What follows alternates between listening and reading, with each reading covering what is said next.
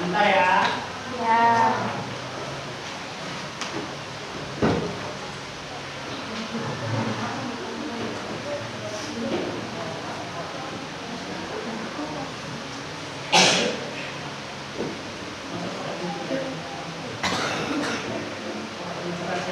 Iya, Pak.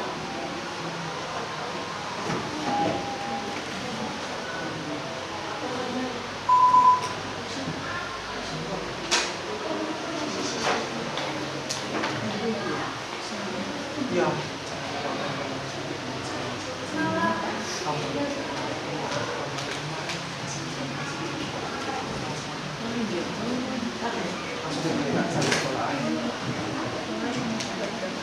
Satu kelas ada dua orang. Semua harus seminggu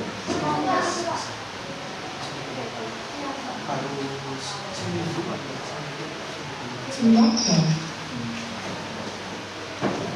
karena kemarin kurangnya KJP-nya sih karena sama yang kurang memang mantap.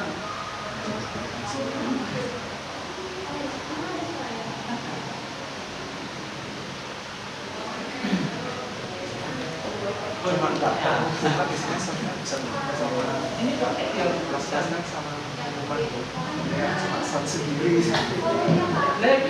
Iya, Oh ini ya. Penduduk.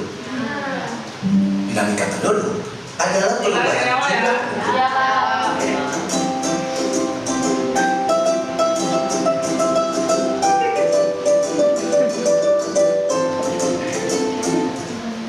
Hai semuanya, kembali lagi di channel Portal Edukasi. Pada kesempatan kali ini, kita akan membahas tentang pemahaman materi PS kelas 8, tema 2, subbab kedua, yaitu tentang mobilitas sosial. Mari kita mulai dengan dinamika penduduk. Dinamika penduduk adalah perubahan jumlah penduduk pada suatu wilayah. Nah, ada 3 faktor nih dari dinamika penduduk, yaitu kelahiran atau nama lainnya natalitas, kematian atau nama lainnya mortalitas, serta perpindahan, nama lainnya migrasi. Baik natalitas dan mortalitas itu didasarkan pada kelahiran maupun kematian dari 1000 penduduk setiap tahunnya. Natalitas sendiri itu bisa dikategorikan 3 jenis.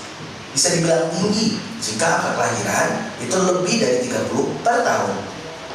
Bisa dikategorikan sedang jika angka kelahiran itu antara 20 sampai 30 per tahun. Kemudian kalau rendah itu jika angka kelahiran kurang dari 20 per tahun. Sedangkan untuk mortalitas itu dibilang tinggi jika angka kematian lebih dari 18 per tahun. Dibilang sedang kalau angka kematiannya berkisar 14 sampai 18 per tahun.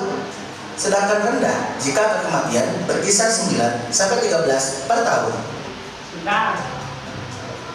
Masih ingat nggak istilahnya? Natalitas itu apa? Mortalitas itu apa? Natalitas itu apa? Kelahiran. Kalau mortalitas? Ya. Tapi sebelum itu, kan ini kan ada penjelasannya toh. Ada yang tinggi, ada yang sedang, dan ada yang rendah. Loh Pak, kelahiran 30 kok disebut tinggi itu gimana Pak maksudnya? Kira-kira kalian paham atau enggak? Paham enggak? Itu kan diklasifikasikan nggak ada yang tinggi jika ini kelahiran ya, kelahiran ya. Tinggi jika kelahiran per tahunnya itu 30 lebih dari per tahunnya. Ini per tahun 30. Itu maksud disebut tinggi. Itu gimana caranya hitungnya? Kalian bisa memahami nggak kira-kira? Kira-kira 30 itu tinggi atau kecil? Per tahun loh itu ya. Nah, ternyata ada caranya itu. Lagi. Nah ini kalimat yang bawah ini loh. Baik natalitas dan mortalitas didasarkan pada kelahiran maupun kematian dari jumlahnya 1000 penduduk. Jadi dari 1000 penduduk, nah 1000 penduduk ini dikatakan tinggi jika kelahirannya itu 30 ke atas. Nah jumlah penduduk kita berapa? 270,20 juta jiwa. Nah tinggal bagikan 270 juta jiwa dibagi 1000 dikalikan 30 per tahunnya. Nah makanya ini dikatakan tinggi. Paham ya? Nah, nanti jangan sampai muncul pertanyaan, loh Pak itu cuma 30 kan kecil kok dibilang tinggi, ya kan? Nah, paham ya? Perpindahan penduduk, kematian atau nama lainnya mortalitas, serta perpindahan nama lainnya migrasi. Baik natalitas dan mortalitas itu didasarkan pada kelahiran maupun kematian dari 1000 penduduk setiap tahunnya. Natalitas sendiri itu bisa dikategorikan 3 jenis. Bisa dibilang tinggi jika angka kelahiran itu lebih dari 30 per tahun. Bisa dikategorikan sedang jika angka kelahiran itu antara 20 sampai 30 per tahun. Kemudian kalau rendah itu jika angka kelahiran kurang dari 20 per tahun. Sedangkan untuk mortalitas itu dibilang tinggi jika angka kematian lebih dari 18 per tahun. Dibilang sedang kalau angka kematiannya berkisar 14 sampai 18 per tahun. Sedangkan rendah jika angka kematian berkisar 9 sampai 13 per tahun. Kemudian, migrasi dapat kita kategorikan dalam migrasi nasional dan migrasi internasional. Nah, jenis dari migrasi nasional itu terdiri atas transmigrasi, urbanisasi, ruralisasi, dan sirkulasi. Transmigrasi itu perpindahan penduduk dari pulau yang padat penduduknya ke pulau yang masih jarang penduduknya. Urbanisasi itu perpindahan penduduk dari desa ke kota. Kalau ruralisasi itu perpindahan penduduk dari kota ke desa. Sedangkan sirkulasi perpindahan penduduk yang tidak menetap, jadi hanya sementara. Kemudian kalau jenis migrasi internasional ada imigrasi, emigrasi, dan remigrasi. Imigrasi masuknya penduduk dari suatu negara ke negara lain. Emigrasi keluarnya penduduk dari suatu negara ke negara lain. Sedangkan remigrasi kembalinya penduduk ke negara asalnya. Nah, untuk menghitung jumlah penduduk pada suatu wilayah, kita bisa menggunakan rumus ini nih. P sama dengan dalam kurung L dikurangi M ditambah dalam kurung I dikurangi E. Nah ini, jadi gak hanya matematika yang ada rumusnya. Ya, di IPS itu juga ada rumusnya. Ini hitung apa? Menghitung dinamika penduduk atau pertumbuhan penduduk. Ini rumusnya. P sama dengan dalam kurung L dikurangi M ditambah dalam kurung I dikurangi E. Apa itu? Jaga simak ya. Di mana P itu adalah pertambahan penduduk, L itu jumlah kelahiran dalam 1 tahun, M itu adalah jumlah kematian dalam 1 tahun, I itu adalah jumlah penduduk yang masuk, dan E itu adalah jumlah penduduk yang keluar. Selanjutnya kita bahas ke piramida penduduk. Piramida penduduk adalah sebuah diagram yang menggambarkan komposisi penduduk suatu daerah berdasarkan umur dan jenis kelamin. Nah, ada 3 jenis piramida penduduk nih, yaitu piramida penduduk muda atau ekspansif, di mana angka kelahiran tinggi sedangkan angka kematian rendah. Ada juga piramida penduduk dewasa atau bisa disebut stasioner, di mana angka kelahiran dan angka kematian seimbang. Yang terakhir piramida penduduk tua atau konstruktif, di mana angka kelahiran rendah dan kematian juga rendah. Nah, ini adalah gambar masing-masing dari piramida. Yang kiri itu muda, yang tengah itu dewasa, dan yang kanan itu adalah tua. Oke, bisa diperhatikan ya. Di sini muda, dewasa, sama tuh tua. Ya. Muda ini adalah angka kelahiran tinggi, kematian rendah. Ya. Sedangkan dewasa, kematian sama kelahiran seimbang. Kalau tua, kelahiran rendah, kematian tinggi. Tinggi, kematiannya tinggi. Jadi muda sama tua ini kebalikannya. Kalau muda itu kelahirannya yang tinggi, kalau yang tua kematiannya yang tinggi. Ya, paham ya? Yuk lanjut, perhatikan. Selanjutnya, kita masuk ke materi komposisi penduduk.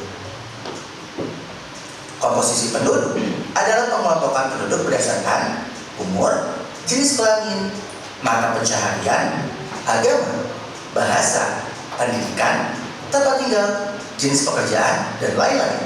Jadi intinya, itu dikelompokkan penduduknya. Selanjutnya, pertumbuhan dan kualitas penduduk. Pertumbuhan penduduk adalah keseimbangan dinamis antara kekuatan yang menambah dan kekuatan yang mengurangi jumlah penduduk.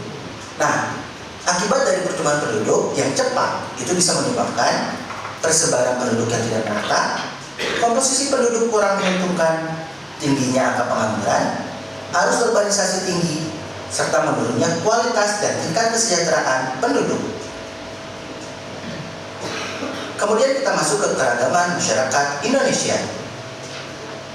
Kita tahu nih bahwa Indonesia adalah negara yang memiliki keberagaman. Karena keragaman tersebut, kondisi masyarakat Indonesia dapat disebut dengan istilah plural. Kata plural itu berasal dari bahasa Inggris yang artinya jamak. Sedangkan pluralitas itu berarti kemajemukan. Selain itu, ada istilah lainnya yaitu multikultural. Multikultural itu berasal dari dua kata, multi yang berarti banyak dan culture yang artinya kebudayaan. Jadi, masyarakat multikultural itu adalah masyarakat yang memiliki lebih dari dua kebudayaan. Berikut ini adalah keberagaman yang ada di Indonesia. Antara lain, perbedaan agama, budaya, suku bangsa, dan pekerjaan. Nah, tentu saja keberagaman ini memiliki manfaat ya dalam pembangunan nasional, antara lain sebagai daya tarik bangsa asing, mengembangkan kebudayaan nasional, tertanamnya sikap toleransi, saling melengkapi hasil budaya, serta mendorong inovasi kebudayaan. Selanjutnya, kita masuk ke materi utama yaitu mobilitas sosial. Mobilitas sosial adalah perpindahan posisi seseorang atau sekelompok orang dari lapisan satu ke lapisan yang lain. Nah, ada dua bentuk nih mobilitas sosial, mobilitas vertikal dan mobilitas horizontal. Mobilitas sosial vertikal itu adalah perpindahan seseorang atau kelompok dari suatu kedudukan sosial ke kedudukan sosial lainnya yang tidak sederajat. Itu bisa ke tinggi ataupun ke rendah. Ketika seseorang naik statusnya ketika tinggi, itu disebut dengan mobilitas vertikal ke atas atau istilah kerennya social climbing. Nah, contohnya seorang murid karena teladan itu ditunjuk menjadi ketua kelas.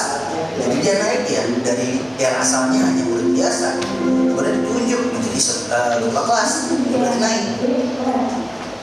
Sebaliknya, ketika seseorang turun statusnya ketika yang lebih rendah, itu disebut dengan mobilitas vertikal ke bawah atau istilahnya social sinking.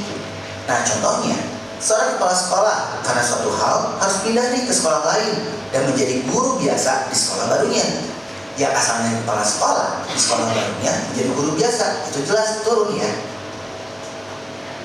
Kemudian kalau mobilitas horizontal, itu adalah perpindahan status sosial seseorang atau sekelompok orang dalam lapisan sosial yang sama, artinya nggak berubah. Contohnya, seorang kepala sekolah karena suatu hal harus pindah ke sekolah lain, namun tetap menjadi kepala sekolah. Kan di sini masih sama-sama kepala sekolah nih, jadi tidak ada yang berubah, hanya sekolahnya saja, tapi statusnya masih sama, kepala sekolah. Mobilitas sosial itu dapat dilakukan melalui beberapa saluran yang dapat mengubah status seseorang, yaitu pendidikan, organisasi politik, organisasi ekonomi, dan organisasi profesi. Dampak positif dari mobilitas sosial yaitu mendorong seseorang untuk lebih maju, mempercepat tingkat perubahan sosial, serta meningkatkan integrasi sosial. Nah, ya mungkin cukup sekian. Terima kasih telah menyimak video pembelajaran hingga selesai. Nah ya, guys, habis ini kita akan quiz. Tapi sebelum lanjut ke quiz, ada yang ingin ditanyakan atau enggak terkait dengan materi yang disampaikan di dalam video? Ada enggak? Enggak ada, ya jawab apa? Jadi nanti langsung tulis. Silakan dikeluarkan HP-nya. Ya, HP-nya dikeluarkan. HP-nya dikeluarkan.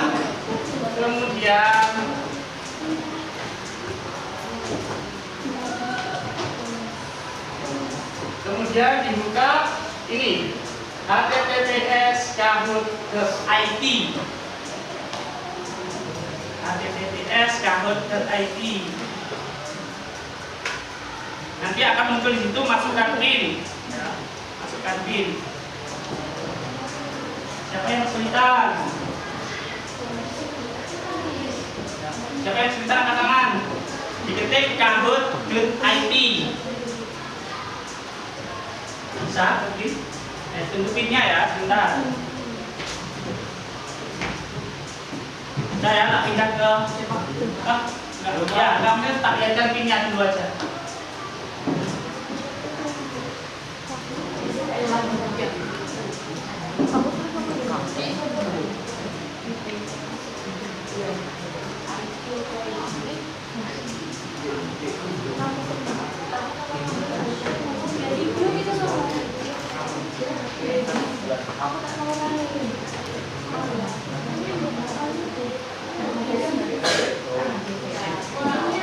Oh, ini pinnya ada.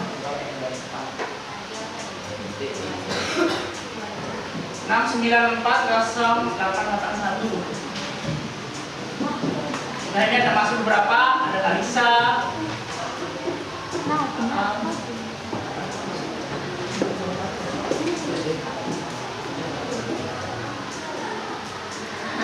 Ya, jadi ininya. Siapa yang kesulitan angkat tangan? Punya berapa? 6940881. Sudah mulai masuk semuanya.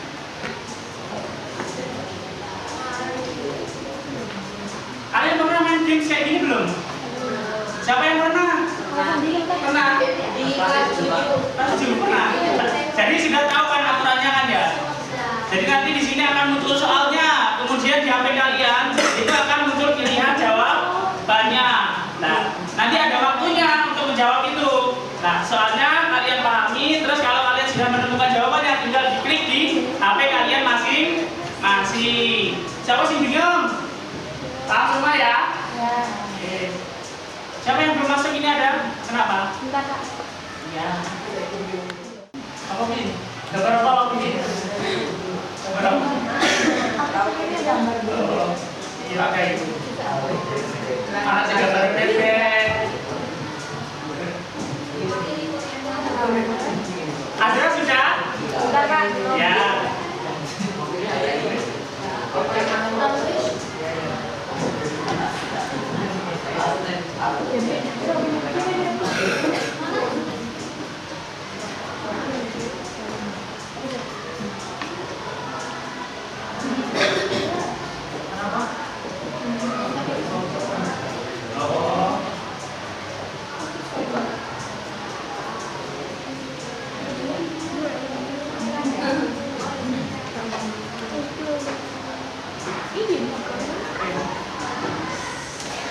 Udah ya, sudah semua ya? Siapa sebelum? Kenapa Malika? Coba lihat sini.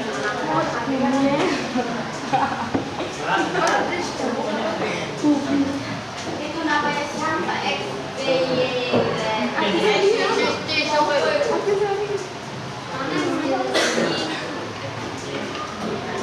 Siapa?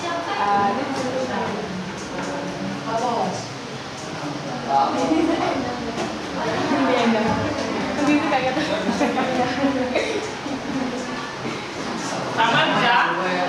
Sama satu ini teman kalian belum masuk. Pakai apa?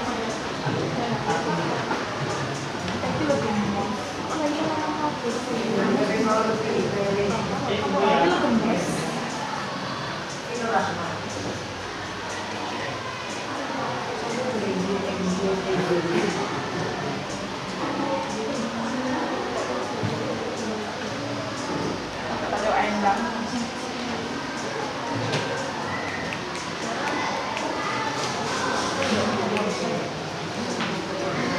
ya. Dua ya. Bicara. Lupa. Bambang itu sama Bambang. Siapa ya? Iya.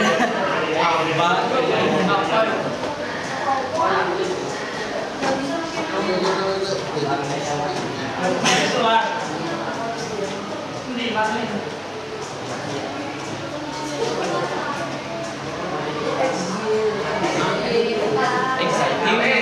Sudah ya, sudah semua ya. Saya mulai ya. 1, 2, 3. Tulis mobilitas ya.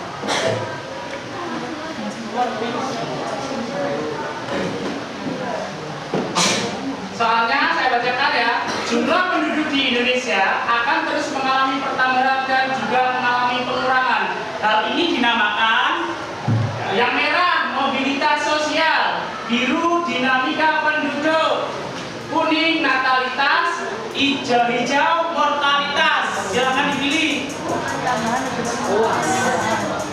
Ini di atasnya.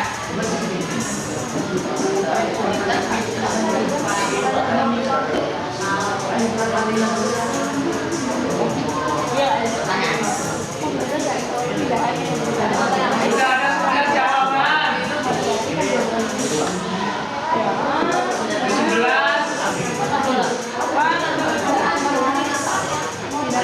Kenapa? Yang di atas apa yang di atas? Yang di atas.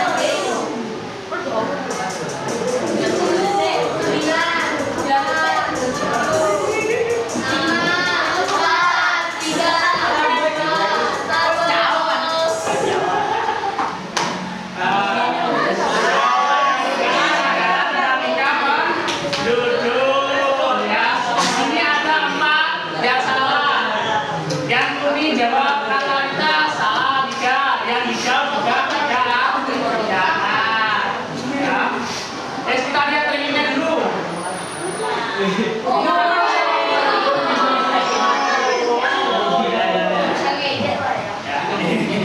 Siap, mulai lagi ya. Soal selanjutnya.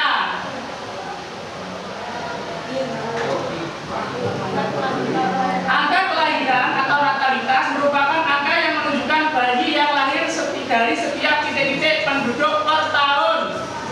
Berapa itu Pak? Titik-titiknya krisnya berapa? Yang merah 1 juta, biru 100.000, kuning 10.000, dan hijau 1.000. Yuk. Sudah selesai. Siapa yang jawab salah ini? Yuk. Jawabannya 1.000. Yang bertanya trackingnya ya.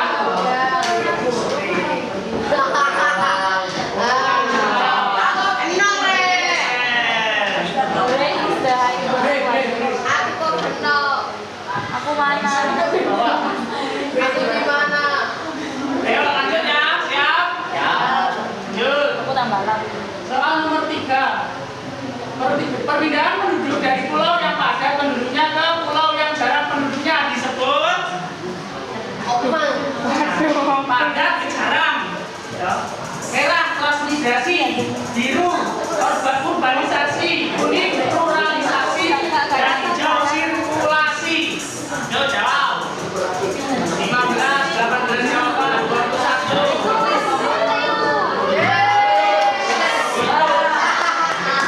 Jawabannya antara ini dan ini. Ini ada 5 yang saya tuju.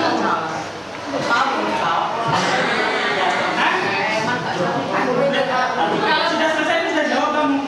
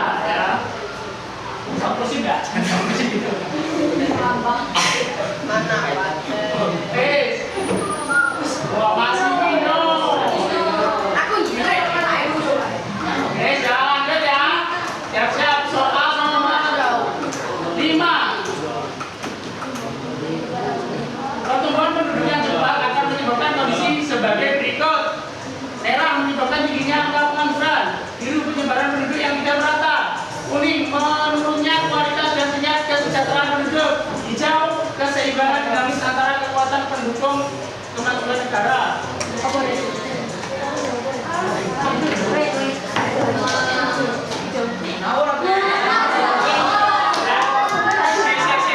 Ini yang benar kalian benar semua ya. Yang salah Pak Roy. Kenapa? Karena soalnya salah. Nah, soalnya salah. Pertumbuhan penduduk yang cepat akan menyebabkan kondisi sebagai berikut. Kecuali, ya jawabannya yang hijau. Jadi pertumbuhan penduduk yang cepat itu akan menyebabkan tingginya pengangguran, penduduk yang tidak merata, dan menurunnya kesejahteraan masyarakat.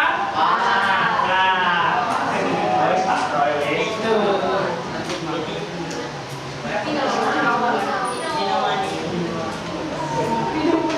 Terakhir. Perpindahan posisi seseorang atau sekelompok orang dari lapisan satu ke lapisan yang lain disebut merah pertumbuhan penduduk, biru dinamika penduduk, kuning mobilitas sosial, hijau transmigrasi.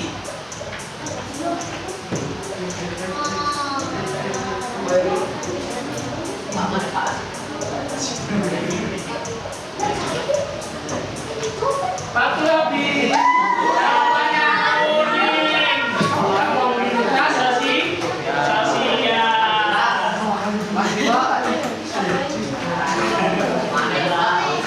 Ya. Terakhir ini hasilnya. Ya, podiumnya siapa yang nomor 3?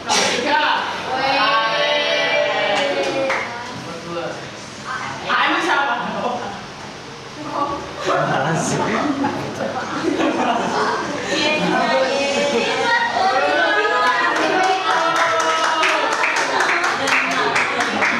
Pino salah mungkin dijawab terakhir ya Pino? Iya.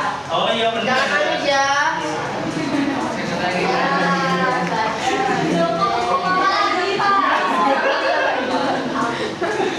Sudah. Ya. Kita kembali lagi ke PowerPoint. Mas Rizky pakai lima gitu lah. Seru banget kalau pakai quiz kayak gini deh.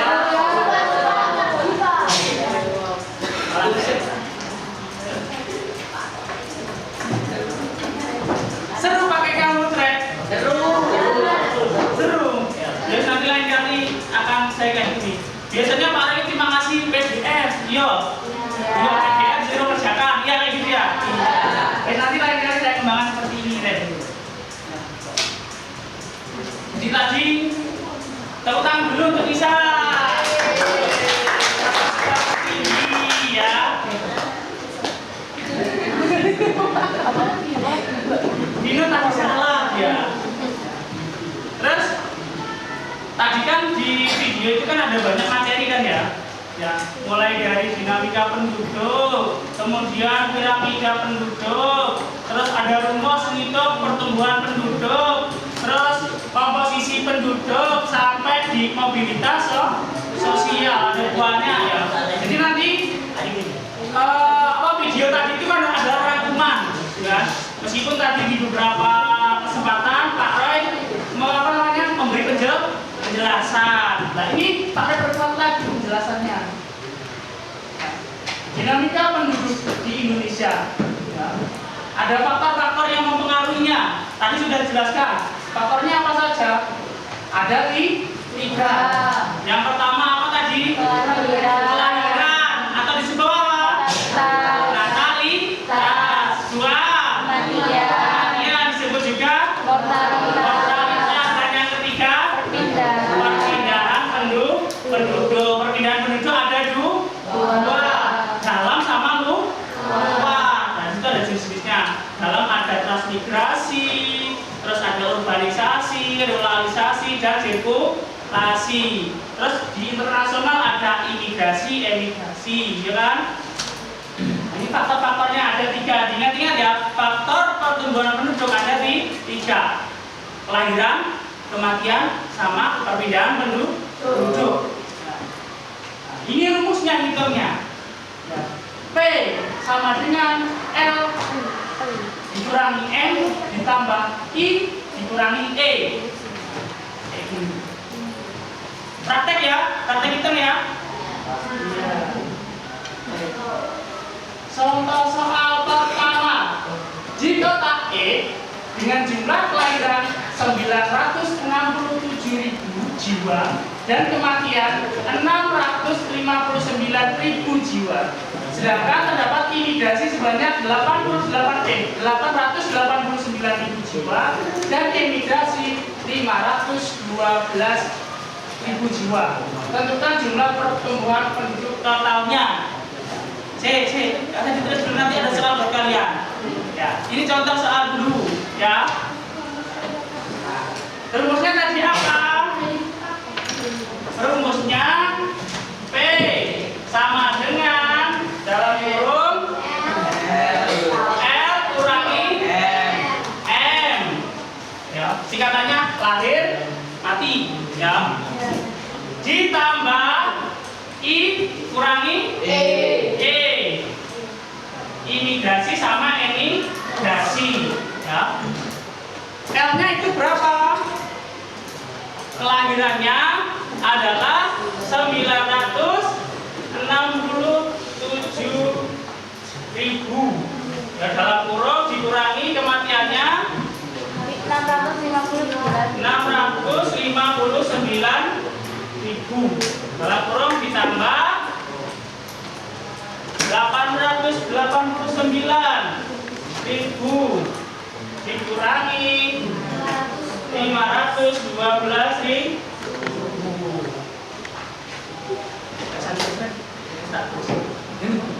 Dari sini, terus dari situ hasilnya 685.000 jiwa.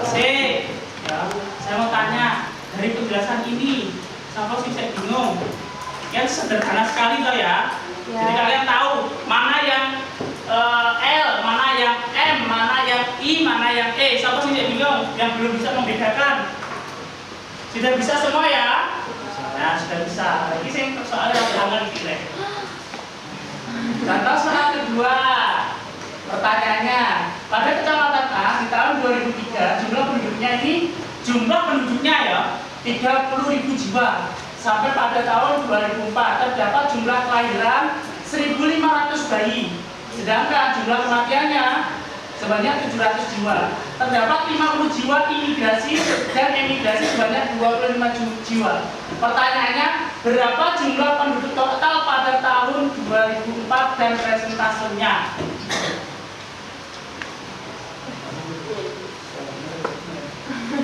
Jawabannya ini rumusnya P itu pertumbuhan penduduknya, terus PO plus L kurangi M ditambah I kurangi E.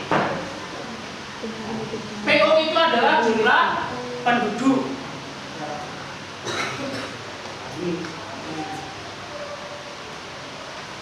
Persentasenya kayak gini. Saya bingung siapa. Jumlah penduduknya 30 disebut PO ya, jumlah penduduk PO. Terus L tadi lah lahir, M mati, I imigrasi, E emigrasi. dimasukkan semua, PO-nya 30.000 ya. Terus L-nya 1.500 dikurangi 750 kan. Hasilnya 30.825 jiwa. Itu persentasenya 825 dibagi 30.000. Oh ya ini. Kok itu hitung persentasenya kok bisa dapat 825 per 30.000 itu dari mana Pak? 800-nya ini dari mana kira-kira? Ada yang bisa jelaskan nggak? Jumlah penduduk di tahun 2004 dikurangi jumlah penduduk pada tahun 2003 ketemu 825 ya kan, dibagi 30 total penduduknya dikalikan 100 ketemu persentase 2,75%. Jumlah penduduk total di tahun 2004 sebanyak ini jiwa dengan persentase sebesar 2,75%. Bingung nggak? Enggak. Siapa sih bingung? Jadi dicari dulu selisihnya, ya, jumlah penduduk di tahun 2003 dengan jumlah penduduk di tahun 2004. Ada pertanyaan dari sini? Tidak ada? Kalau tidak ada, silakan.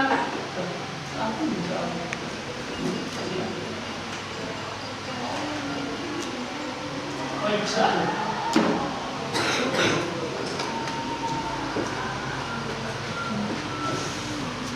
Ya, silakan dikerjakan soal berikut. Ditulis dulu.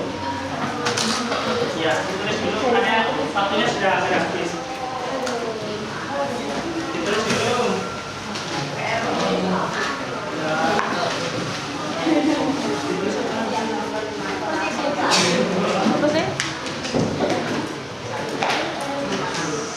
Ibu pelihara ibu.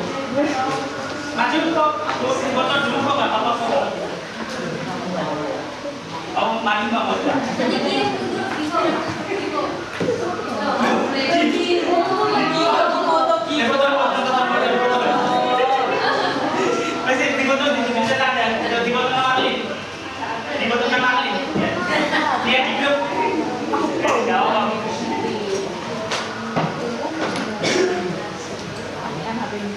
Karena ini kehalangan itu ya apa namanya?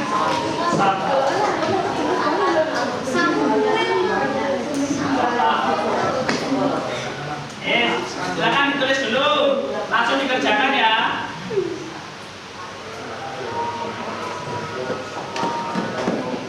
Tadi, kira-kira menurut kalian jumlah pertumbuhan penduduk di Indonesia itu termasuk tinggi, termasuk rendah, atau termasuk sedang? Hah? Tinggi, sedang, atau rendah? Hah? Sedang. Kenapa mas sedang? Di tengah-tengah. Tadi laju pertumbuhannya berapa tadi? 1,27% dari total penduduknya berapa? 270,20 juta jiwa.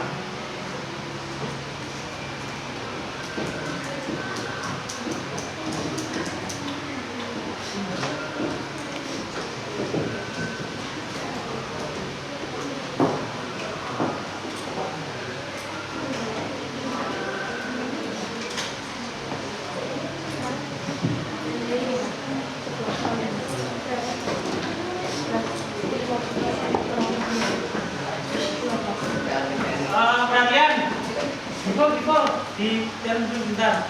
Apa namanya? Jadi untuk hitung jumlah laju penduduk itu tinggi, sedang atau rendah itu ada kuncinya. Kalau misalkan kan tadi kan saya lihatkan kan ada hasil sensusnya. Di sini terlihat bahwa laju pertumbuhan penduduk kita itu 1,sekian%, ya kan?